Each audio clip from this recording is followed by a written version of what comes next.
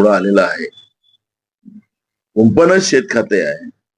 अडाणी आणि सेबी प्रमुख यांचं जे संबंध त्या ठिकाणी पाहायला गेलेत, शेअर्स जे डाऊन होणं, शेअर्स एकदम वाढवणं, आणि त्याच्यामध्ये आता अलीकडच्या काळामध्ये तुम्ही चांगला प्रश्न विचारला म्हणून सांगतो की तेही लोकांना कळलं पाहिजे.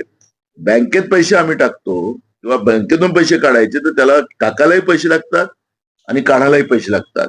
म्हणून जे कर्मचारी लोक आजकाल त्यांनी शेअर्स मध्ये पैसे लावायला सुरुवात केली. मध्यमवर्गीय माणूस हा शेअर्स मध्ये पैसे लावतो. हे फक्त तुम्ही अडाणी आणि सेबी प्रमुख माधवी बुच पर्यंत हा संबंध नाही. हा संबंध जो आहे हा सामान्याच्या पैशाशी संबंध आहे आणि या सामान्याच्या पैशाला परस्पर कसं उधळपट्टी करता येईल आणि त्याला डाका कसा टाकता येईल याच्यावरचा प्रयत्न शेअर्स मार्केटच्या माध्यमातून सेबी आणि अडाणी आणि त्याच्या मागे देशाचे प्रधानमंत्री अशा पद्धतीचं हे चित्र आज आपण पाहतोय. सामान्याच्या घामाचा पैसे सुद्धा आज त्याला संरक्षण नाही अशा पद्धतीची परिस्थिती आज देशात निर्माण झालेली आहे. आणि असं भ्रष्ट केंद्रातलं सरकार कधीही नव्हतं, असं भ्रष्ट सरकार आलं आणि त्यांनी ह्या सगळ्या व्यवस्थेला पद्धतशीर निर्माण केलेलं आहे. म्हणून राहुल गांधीजींनी याच्यावरची एक भूमिका मांडत असताना की 20,000 कोटी रुपये अदानीला हे भारून आलेले हे पैसे कोणाचे, असा जेव्हा प्रश्न लोकसभेत विचारला त्यावेळेस त्याचं उत्तर सुद्धा नरेंद्र मोदी देऊ शकले नाहीत. आणि माननीय सुप्रीम कोर्टाने सुद्धा त्या काळामध्ये सेबीला की तुम्ही का झोपले होते, तुम्ही का नाही कंट्रोल केला, पण अखेर सेबीचाच प्रमुख त्याच्यामध्ये इन्व्हॉल्व आहे. याचा अर्थ भ्रष्टाचाराची पाळमुळं नरेंद्र मोदीच्या भोवती फिरते आहे, देशाच्या प्रधानमंत्र्यांच्या भोवती फिरते आहे, असं चित्र आज पाहायला मिळत आहे. पवारांच्या विरुद्ध सुनेत्रा पवार यांना उभं करणं ही माझी मोठी चूक आहे असं अजित पवार बोलले सुप्रिया सुळेंच्या विरुद्ध. पण आता काय झालं, आता यांना लाडकी बहीण पण वाचवणार नाही ना, त्याच्यामुळे आता तसे काही उत्तर येत असतील. शनिवारवाडा आणि आगा खान फ्लॅट्स आता दुरुस्तीसाठी दत्तक दिले जातात. आता देशच लिलावामध्ये लागलेला आहे, महाराष्ट्र लिलावात लागलेला आहे. त्याच्यामुळे आता ज्या ज्या काही संस्था असतील, लाल किल्ला पण देऊन ठेवलेला आहे. तर ह्या पद्धतीचं लिलाव पद्धती जी चाललेली आहे, आपल्या बगल बच्च्यांच्या हातात ह्या सगळ्या देऊन टाकायच्या आणि बगल बच्च्यांना मोठं करायचं, लुटा. अशा शासकीय सगळ्या व्यवस्था या आपल्या बगल बच्च्याला देऊन राज्य कसं विकता येईल याच्यावरचा प्रयत्न राज्यकर्ते करतात. ताईबाई अक्का विरोधक कपटी आणि सावत्र भावांना मारा मुख्यमंत्री काल विरोधकांना म्हटलं. असं आहे, त्यांनी फक्त मनच म्हणायची. आता कोणाला बुक्का पडणार आहे त्याला फक्त निवडणुका तर लावा म्हणा, निवडणुका लावा. किती दिवस तुम्ही निवडणुका उशीर करणार? आता तेच तिथून चर्चा झालेली आहे की निवडणुका पुढे ढकलणार. किती दिवस ढकलणार? तुम्हाला तर 27 नोव्हेंबरच्या पहिले निवडणुका घ्यावाच लागणार आहेत. त्यामुळे तुम्हाला पुढे जास्त पळताच येणार नाही. तुमचं मर्यादा आहे, तुम्हाला 15 दिवस उशीर करा.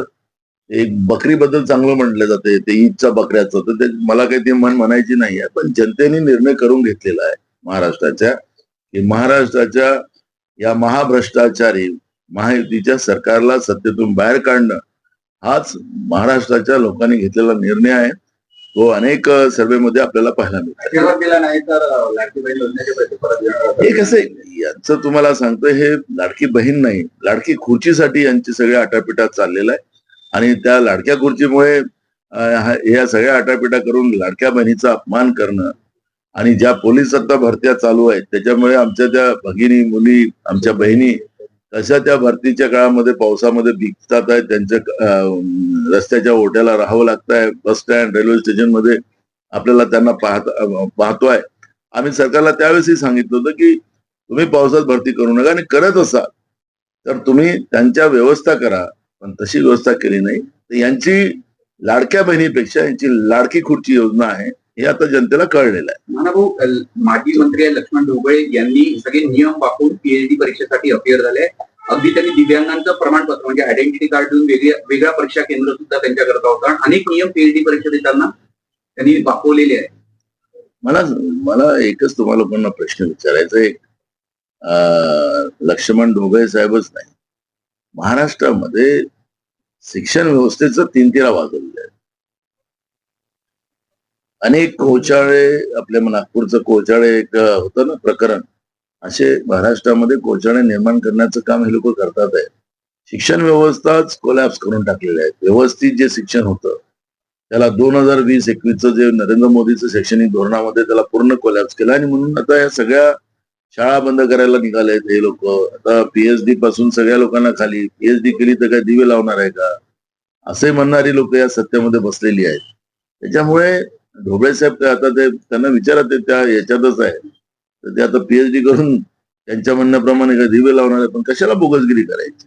मुद्दा तो नाही आहे. मुद्दा असा आहे की महाराष्ट्रातला शैक्षणिक दर्जा खालवलेला आहे. कालच रिपोर्ट आलेला आहे त्याचा. मी म्हणतो असं नाही, कालच त्याचा रिपोर्ट आलेला आहे की महाराष्ट्रातला शैक्षणिक दर्जा संपलेला आहे असा रिपोर्ट आला. ह्या सरकारचं फेल्युअर कुठल्या कुठल्या क्षेत्रात, असं एक क्षेत्र नाही की या सरकारचं फेल्युअर प्रत्येक ठिकाणी आपल्याला पाहायला मिळतंय. त्याच्यामुळे कायदा सुव्यवस्था असेल, शिक्षण व्यवस्था असेल, आरोग्य व्यवस्था असेल, कृषी क्षेत्रात असेल, अशा अनेक क्षेत्रामध्ये आपण पाहिलं तर महाराष्ट्राचं सरकार हे फेल झालेलं असं सरकार कधी नव्हे आपण पाहतो. दिव्यांगांचं प्रमाणपत्रही जोडलंय त्यांनी त्याच्यात. ते तुम्हाला सांगतो ना, बोगसगिरी आरोग्य व्यवस्थेमध्ये तेच चाललेलं आहे ना. ससून हॉस्पिटल तर 5 स्टार व्यवस्था करून ठेवलेली आहे ड्रग्स व्यवस्थेसाठी. ड्रग्सचे जे हे असतात माफिया त्यांच्यासाठी 5 स्टार व्यवस्था सरकारने करून ठेवली. ना हो, याला धरून शैक्षणिक व्यवस्थेतून अनेक मुलांना गणवेश नाही मिळाले ना. काही ठिकाणी जे गणवेश मिळाले एकाच मापाचे मिळाले, म्हणजे मुलगा लहान उंच असेल तरी एकाच मापाचे गणवेश मिळाले. मी तुम्हाला तेच सांगत आहे की शैक्षणिक व्यवस्था ही फक्त आता बिझनेस व्यवस्था या सरकारने करून ठेवलेली आहे. आम्ही पुस्तकं मोफत देतो, आम्ही ड्रेस मोफत देतो, त्या पुस्तकाच्या मागं मलिंदा, त्या कपड्यांच्या जे ड्रेस असतात गरिबांच्या मुलांना मुलींना द्यायचे त्याच्यामध्ये मलिंदा. कमिशन खोर, 60% कमिशन खोर सरकार महाराष्ट्रात बसलेलं आहे. तर त्या 60% काय चाललं नेमकं मुख्यमंत्री पदाच्या चेहऱ्यावर महाविकास आघाडीमध्ये आणि कोण चेहरा तुम्ही बघा, काँग्रेसच्या समोर एकच प्रश्न महाराष्ट्राचा आहे. महाराष्ट्र बीजेपी आणि महायुतीच्या सरकारने गुजरातला गहाण ठेवलेला आहे. काही हिस्सा महाराष्ट्राचा विकायला पण सुरुवात झालेली आहे. काँग्रेसच्या समोर महाराष्ट्र वाचवणं एकमेव ध्येय आहे. महाराष्ट्रातला शेतकरी असेल, महाराष्ट्रातला तरुण असेल, गरीब असेल, सगळ्या जाती धर्माच्या लोकांना न्याय देण्याची भूमिका काँग्रेस पक्षाची आहे. आम्ही अनेकदा सांगितलं की महाविकास आघाडी म्हणून आम्ही समोर जाऊ, कोणी खाली काय बोलत असतील त्याच्यापेक्षा आमच्यासाठी महाराष्ट्राचा स्वाभिमान आणि महाराष्ट्राचा धर्म वाचवणं हा काही मोठ्या महत् प्रयत्नांनी यशवंतराव चव्हाण साहेबांच्या मंगल कलेशानी आणि त्याच्यानंतर अनेक राज्यामध्ये मुख्यमंत्री झाले त्यांच्या प्रयत्नांनी हा महाराष्ट्र उभा झालेला आहे. आणि हा समृद्ध महाराष्ट्राला ज्या पद्धतीनं भाजप आणि त्यांच्या सहकार्याने विकलेला आहे, गहाण ठेवलेला आहे, या सगळ्या गोष्टी महत्वाच्या आहेत. त्यामुळे मुख्यमंत्री पद हे निवडणुकीच्या नंतर आम्ही महाविकास आघाडी म्हणून ठरवू आणि त्याच्यामुळे याच्यावरची चर्चा काँग्रेसकडून आता कोणालाही करायची नाहीये. कोणाला काय बोलायचं असेल त्याच्यावर कुठली प्रतिक्रिया काँग्रेस देणार नाही. महाराष्ट्र आणि महाराष्ट्राचा धर्म आणि महाराष्ट्राचा स्वाभिमान हा आमच्यासाठी महत्वाचा आहे. तुम्ही गेल्या वेळेस म्हटले होते की शरद पवार साहेब किंवा उद्धव ठाकरे यांनी मुख्यमंत्री पदाच्या चेहऱ्याबाबत सांगावं, दुसरं कोणी सांगितलं नाही तरी त्यांचं गृहीत धरलं जाणार नाही. तर संजय राऊत म्हटले गेल्या वेळेस पण मी सांगितलं होतं उद्धव ठाकरे मुख्यमंत्री. मला त्याच्यावर कुठली प्रतिक्रिया द्यायची नाही, त्याच्यामुळे प्रश्न संपला. भाऊ, सर्वसामान्य लोकांच्या ऐपतीत म्हाडाची गरज येत नाही. मात्र अशी एक माहिती समोर आली आहे की अनेक आमदारांना अल्प उत्पन्नाच्या याच्यातून म्हाडाची गरज नाही. महाराष्ट्रातलं जे महायुतीचं असंविधानिक जे सरकार झालेलं आहे, आमदारांना विकत घेणं, आमदारांना खोके देणं आणि खोक्याचं सरकार म्हणून महाराष्ट्रातलं हे सरकार देशात नाही जगामध्ये प्रसिद्ध झालेलं आहे. आणि असंविधानिक हे खरं तर मान्य सुप्रीम कोर्टानेच त्यांच्यावर शिक्कामोर्तब केलेलं आहे की त्या तत्कालीन राज्यपाल भगतसिंग कोश्यारींनी ज्या पद्धतीचे मुख्यमंत्र्याची शपथ घ्यायला लावली ती असंविधानिक आहे अशा पद्धतीचं मान्य सुप्रीम कोर्टानेच त्याच्यावर शिक्कामोर्तब केलेलं आहे. त्यामुळे आमदारांना जे काही प्रलोभन देऊन यांनी आपल्या ताब्यात ठेवलेले आहेत त्यांना आता गरिबांची घरं सुद्धा त्यांना देतील, याच्यात काय मोठं काही नाही आहे. यांना तर महाराष्ट्र लुटायचंच काम सुरू केलेलं आहे. त्याच्यामुळे गरीब आणि मध्यमवर्गीय आणि शेतकरी याचं काही घेणं देणं नाही महाराष्ट्राच्या या सरकारला. त्यामुळे जे काही त्यांचे आमदार आहेत त्या आमदारांसाठी काही करू शकतात ते. नागपुरात डेंग्यू आणि चिकनगुनियाची प्रचंड मोठी साथ आहे. मेयो रुग्णालयात एका बेडवर 2-2 पेशंटचा उपचार केला जातोय. प्रचंड मोठा ताण आहे. नागपूरचा विकास हा देशात गाजतोय आता सध्या. मी स्वतः पहिल्यांदा जेव्हा 2019ला लोकसभेच्या निवडणुकीला नागपूरमध्ये उभं झालो होतो, तर या सिमेंटच्या रस्त्यांचे काय परिणाम होतील याची जाणीव त्यावेळेस मी नागपूरकरांना करून दिलेली होती. पण त्यांच्या विकासाचा धसका एवढा मोठा होता की लोकांनी विकास पुरुषालाच निवडून द्यायचं त्यांनी केला होता. तो भकास नागपूरचा कसा करायचा त्यांनी ठरवलेला होता. त्यामुळे केळीबाग असेल, त्यांच्या आजूबाजूच्या दुकानं असतील, घरं असतील, स्वतःसाठी कसा विकास केलेला आहे तो पण नागपूरकर आरामात ओळखतातच आहे.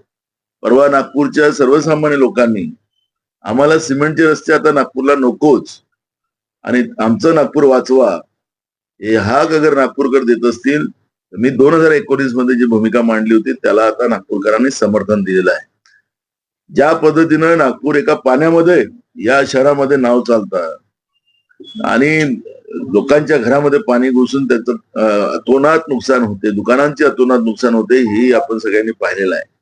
हे नागपूरमध्ये कधीही नव्हे, पण विकासाच्या नावाने झालेला भ्रष्टाचार हा याच्यातून आता पाहायला मिळत आहे.